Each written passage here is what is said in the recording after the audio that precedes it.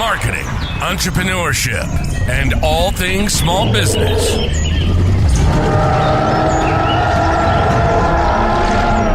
You're listening to the Jurassic Marketing's Triceratops.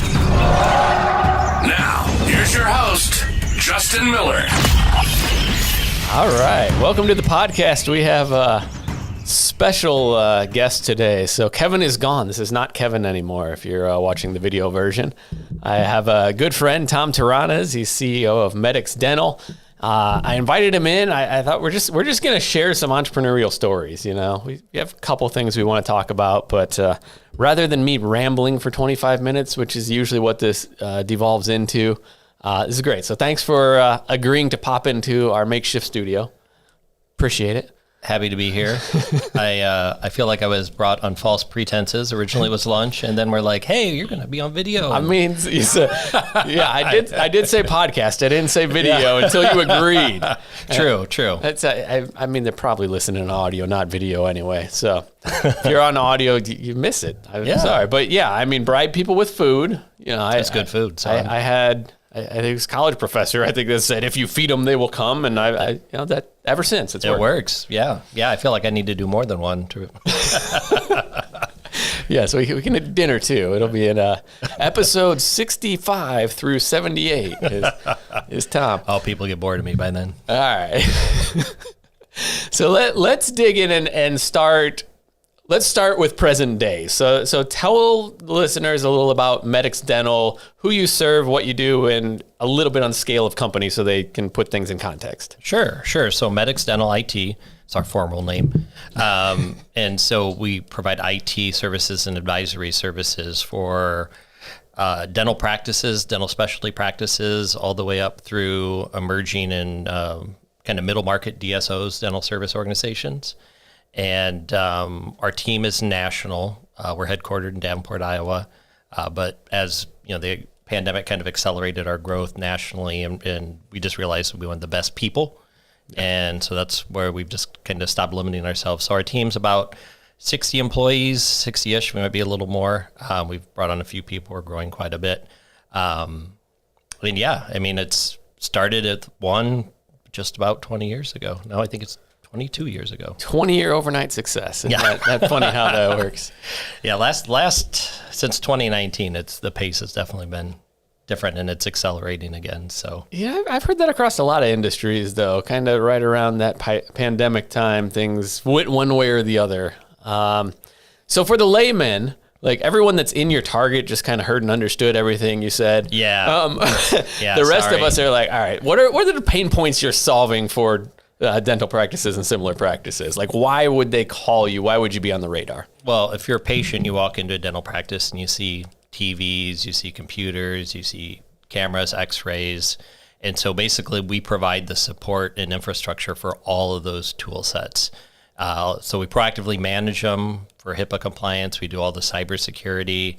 And then basically on the advisory side, we're helping these, single location to 5 locations they're trying to grow, or like a 20 location that's trying to go to 50. And there's a lot of certain things that are like IT related that, just are more of a transition that are just not as simple as managing and supporting the practices themselves. It's helping to kind of turn them into an enterprise. Yeah, so business office managers are not actually an IT expert in most cases. Some are pretty good, but yeah, they wear so many hats that, we kind of take one of those hats away from them and support them. Yeah, I think all the entrepreneurs and business owners can appreciate that. We're all wearing a lot of hats. Mm-hmm. So 20-year evolution.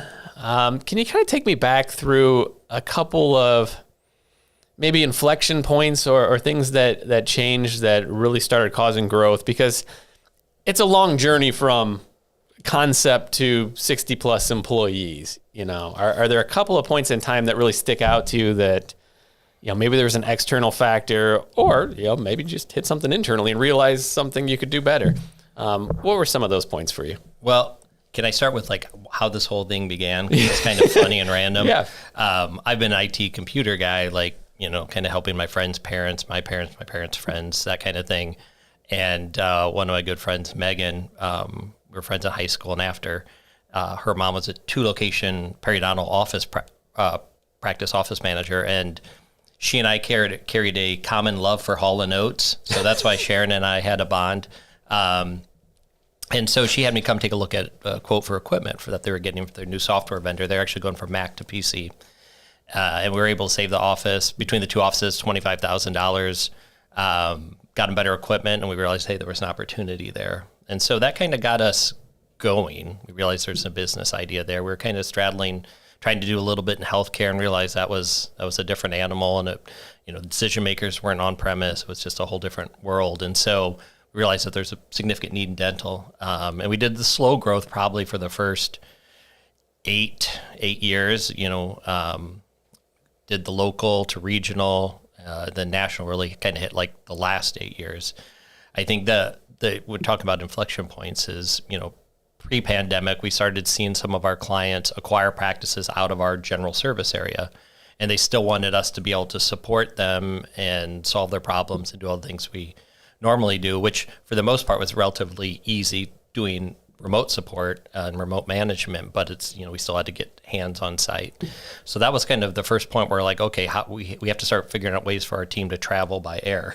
Yeah. And, build boots on the ground physical infrastructure. Right. And, since then, now we have people quite, a lot of major markets, but there's still a lot of in-between markets that we have to have solutions for. And we just have to get really creative sometimes. But, we do have to use contractors once in a while to do some of the stuff where we just can't get somebody there fast enough, or we just need somebody to do something relatively simple that we just don't want to trouble the practice with. But there's just, it's kind of hard thinking back, like some of the major inflection points. It's like, I don't, when you're so deep into the whole thing, you're not kind of even taking stock of what you've accomplished, or, you're just putting out fires and trying to figure out the challenges. And, I think when I hit some of my early limits, multiple times throughout the journey where I tried to do too much, tried to make too many decisions, and I become the bottleneck. And, I would say, I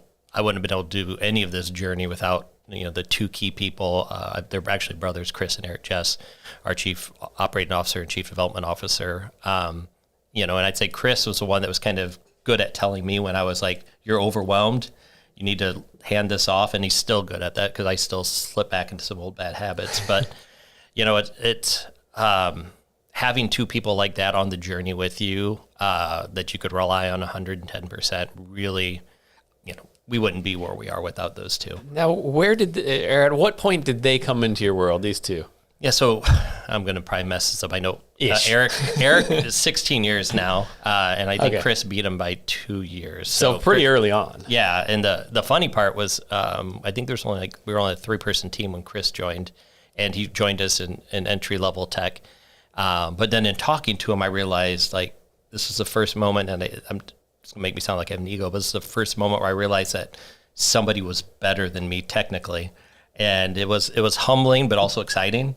And so he's evolved his skill set to not just solving the technical problems, but solving the people or business problems. And he realized that's his sweet spot, is just solving problems. And I'm hoping that was heard because, I had that journey pretty early on. And it was mainly because I didn't want to be the expert in these areas.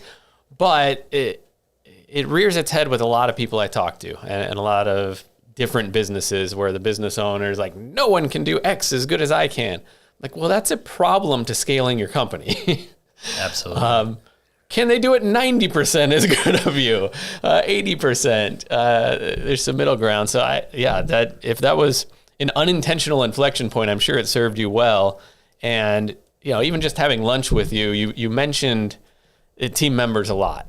It's clear that you love on your team members and give them a lot of credit. Yeah, they deserve it. And kind of some other inflection points. It's even in this last year, we got somebody to lead our service desks who's a tremendous person, but also just a tremendous leader, and not in a way that's like a dictator. It's a balance of love for his team members, but also love for the company, and taking the actions that are sometimes tough. And, that was the thing we were kind of talking about recently. It's when you find people that are really strong in their roles and own them or have ownership of a team, all of a sudden you don't have to worry about what goes on there. I mean, there's never going to be perfection, but those are the kind of things that I think like it's really important to know. It's like you don't just want to put a body in a role. You want to find that person that's really going to be, they're going to flourish in that role, but everybody under them will flourish in that role. And we're very, very blessed to have so many wonderful team members. I couldn't even mention all of the rock stars we have. And, there's another Tom on our team who we were lucky enough to get from a competitor, and he just doesn't cease to amaze me. It's just, I'm very, very lucky. At this point, are you actively involved in recruiting and hiring process still, or no? Not as much. I mean, little bits. I'll people contact me and say, hey, we know this person, and then I pass it off to Abby, who leads up our people operations, and she's fantastic at vetting them. I still, certain roles I like to meet the people, but it's just not at the pace we're going now. It's been hard to dedicate time to do that. So okay, so you have a great person at getting persons as well. Yep. Again, yeah. Good inflection point as well. Yeah, I don't have one of those. I'm person. If you apply here, you're gonna hear from me at some point. Yeah, and that's definitely not one of my skills. I see the best in people and overlook some of the other things, and that's not necessarily a bad thing. That's how I'm wired, but it doesn't make me the right person to find the right people. Gotcha. What else stands out? So we have a lot of listeners that listen to the show because I talk about marketing a lot and sales a little bit. So what have been some of the things in those arenas along the way that have helped you? I know we talked about events a little earlier. Yeah, I think for us in the dental market, depending on whether we're looking regionally or nationally, but it's being present at the events. In a lot of cases, we have booths or do sponsorships, but in other cases, just talking to other people in the industry and building industry relationships. But what we found is that you can't just do one or two of the same event. You have to establish a longer term presence before people start actually like going to you as the source and realizing that you're not just hopping into the market. And that's the one thing in dental, whether it's IT or marketing or some of the other services, people kind of like dip their toe in and then they stick it out really quick. They're like, oh, this I don't like this water temp. Yeah. But when you stick with it a long time, one, you get to know it really well, but then you also become the go-to source. Yeah, and that's kind of funny because we preach the same thing to our clients with using direct mail as a media, is that if you're just going to do it once, don't bother. Yep. But then when we're evaluating opportunities and going to events and like the first year is not what we expected, we also haven't budgeted for that investment to go 2-3 years or events if the cycle's faster than a year. So always interesting when you flip the words around and it comes back at you. Well, that's the thing. I mean, it's you can't do anything just once and expect it to solve everything and be magical. You have to kind of stick it out for a while, and direct marketing the same way. Yeah, so it sounds like intentional relational marketing is, at the end of the day, what has been a key driver for you. Absolutely. Anything that you've tried that was a massive, not so great? Yeah. This is for the entrepreneurs listening. Yeah, there's been a lot of stuff. Going door to door in dental practices is a quick way to get kicked out of an office and never want to, and I say that with exception, but like in the early days, we tried that. We started going door, showing up, and we got a quick understanding that the people working in the office are so busy, they don't have time to have somebody just like hop in and say, hey, I'm such and such. And then we realized a lot of people do that. And then that they kind of build up that wall there. And so they just don't respond well to it unless you have something like incredible offer or something that can change their life, which I can't say we've sorted that one out yet either. I was going to say, did you figure out how to pitch that and spin it? Yeah. I mean, it's about developing trust, and sometimes you have to give something to get the opportunity to develop that. But door to door generally in dental doesn't work. Okay, we're not knocking doors. Nope. I mean, cold calling, phone calls, same way. Digital seems okay. It's not great. The quality of leads can be quite variable. I do feel like direct mail, even though we've not stuck our toe back into that recently, I feel like that when we were doing that with the regular cadence, it did work. Well, I wasn't trying to soft pitch a layup for me. No, but yeah, we didn't talk about that earlier, but it's been quite a few years since we've done that. And because we're also working on a national level too, and working for these groups, it's a little bit tougher. But for the individual dental practices, I think it's definitely a practical way to get to them. Yeah, so I'm guessing every media you tried, you had some sort of limited success, but at the end of the day, there's limited resources on it too. Or you seem to be leading people first in most fronts, so burning them out with non-producing activity might be a little difficult. Yeah, don't do that. But digital is interesting too because some of the people that we've worked with, to kind of guide us on that, they're like, you're getting more traffic for your name in the searches than you are for some of these key terms that, and the volume of these key term searches, even if we threw more money at it, it's not that high. And so, some of our peers are doing that and spending more than we are, but I'm always a big fan of doing like smart money, not the most money. So we've kind of figured a sweet spot with that too. And it's provided some ROI. And yeah, so if you're getting direct search on name, are you guys on stage? Are you teaching? Are you doing webinars? Like how, or is this just built up demand from being seen all over the place? I think honestly, the industry's changed. We've seen consolidation in our space. So like we're probably one of the top 5 in the nation as far as dental focused IT in size. And we're not big by any means compared to businesses.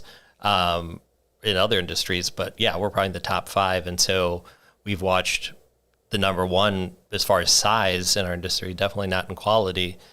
They've just continued to acquire other companies and do it without really solving their original problems. So they're just bolting on all this revenue. And so they don't make that much money at the end of the day. And it's pretty interesting to see that happening. So it's definitely don't do what they do, what they did, because it's not working. Call us. We're not them. Yeah. If you want quality, call us. All right, let's switch gears a little bit here. You and I were chatting AI. As seems to be the conversation everywhere. You can't get away from it. So, we can't beat it. We join them. So let's frame this as tools you're currently using first, like top 2 or 3 you've explored and have actively found a value case for in your business. Well, I'll start with like what we've done that's kind of been unique. One of our team members who this is not his job, but he's kind of an incredible person about a bunch of technology. So he does a lot of like hobby stuff on the side, which we are able to take advantage of. And so we've struggled. We've assembled so much documentation and processes and things, because we solve the same problems for years. And we've had it, but our interface to those documentation and the searchability is just not very good, or the phrasing of terms doesn't quite align with what you would search for it. And so we basically fed that into the API of OpenAI, and it's created a mechanism for us to like ask questions in English and get actual good results. So it's basically leveraging our knowledge base in a way that is easier and faster to access. And sometimes it provides an alternative that our documentation doesn't even necessarily specify. So that's one thing where we've just started kind of working through. Prior to that, we used a third-party tool that was supposedly going to do the same. It cost a lot. It didn't involve any, and it didn't really work that well. Probably did the same. It probably fed it into the OpenAI. Yeah. For whatever reason, it just didn't provide as solid of an experience as what I see with this.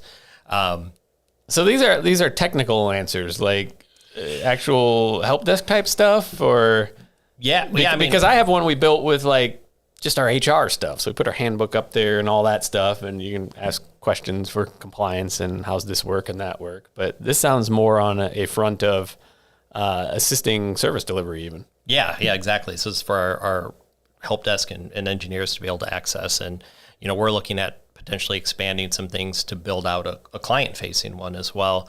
But yeah, we could definitely see that as a possibility for leveraging our HR and internal training and things like that. I think would be nice as well. I mean, the technology is there. It's very easy to deploy. It's just a matter of like assembling it or making sure that the content is quality and it's accurate, because otherwise they'll be feeding wrong answers and you'll be getting in trouble by telling your employees to check that out. But it'll be like the videos where the Wendy's drive-through AI, they start asking it math questions and stuff. They're making it type out a paragraph. Yeah.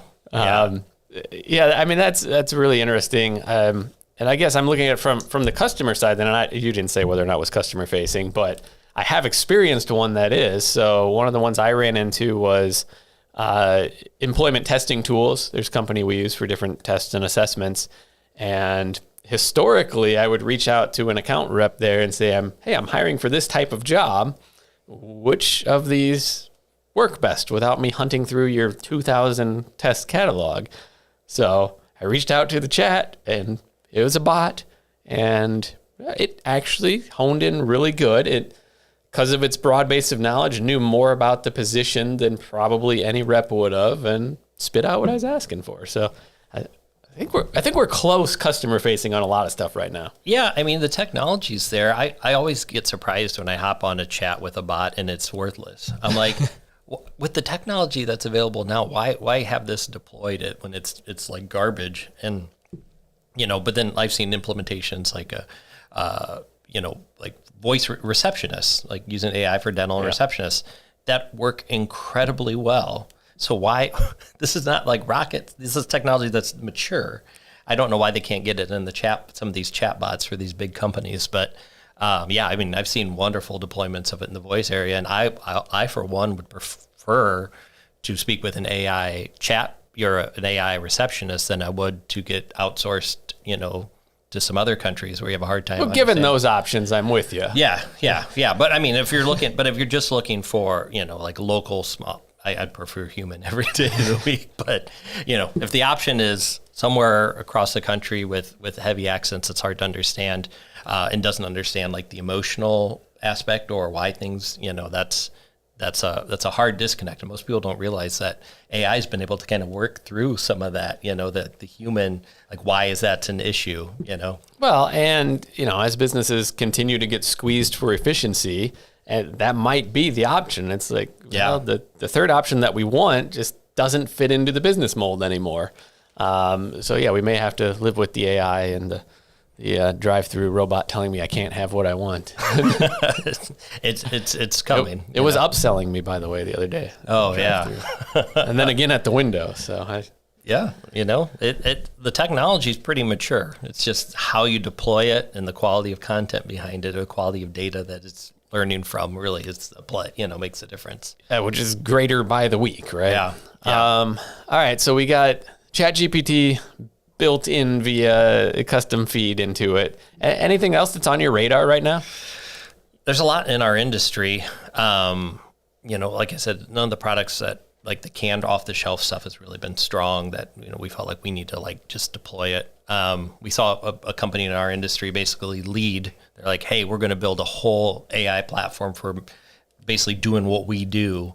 And they got a whole bunch of money, and they bought like one business, and we'll see what happens. But, Godspeed with them, because there's just so much that goes in. And for us, I mean, like, especially in dental, it's like the human experience, like talking to people and is hyper important, because, a lot of times they're contacting us in pain, like a patient going to them is in pain. They're not, a chatbot's not going to really understand or empathize.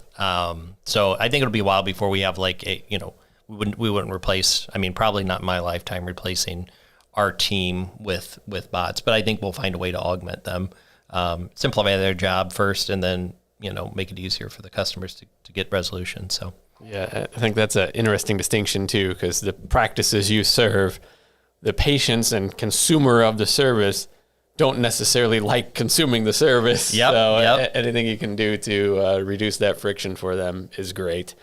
Anything else you want to share that I haven't asked you that I should have? Oh boy, I don't know. It's interesting in what I do. Talking to a lot of business owners, and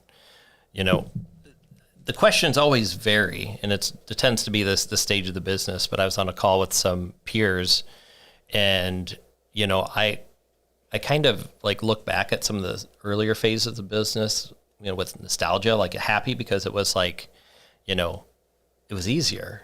It was just because, you had everybody in the same office. That's because you forgot the pain. Yeah. You just forgot the pain. Yeah. But I say, as talking to any business owner, even if you're in your early phases of growth, it's like systems save your life, processes, and then just documenting things because, you could, get your foot run over and have to be in the hospital and somebody else will need to look. If the more stuff you have prepared for somebody to back you up, the easier your life will be and the better you'll sleep. So I think if I could go back in time and tell myself these things, I'd be like, okay, systems, processes, documentation, that would have made things a lot easier as we grew. Well, and it makes it people friendly for in the office. But along the lines of what we just said, it also makes it AI friendly then. Very much so. It's there. Again, if I could go back in time. The robots are coming. Yeah. All right. I will wrap it up with that. I appreciate you coming in. We will bribe you with lunch and have you back again. If anyone else wants to join us in the studio, you let us know. If anyone actually, and we do have some, by the way, some clients that are in the target you serve. So if anyone is curious about Medix Dental, how can they find out more? medixdental.com, or you can shoot me an email at tom@medixdental.com. Oh, you're going to flood your personal inbox now. Hopefully. Have a good Sure, I'll take it. There. All right. Well, thanks a lot, Tom, and we'll be back next podcast. Thanks for having me. Thanks for the Triceratops podcast. Be sure to subscribe and leave your comments. For more information on how Jurassic Marketing Direct Mail can help grow your business, visit JurassicMarketing.com.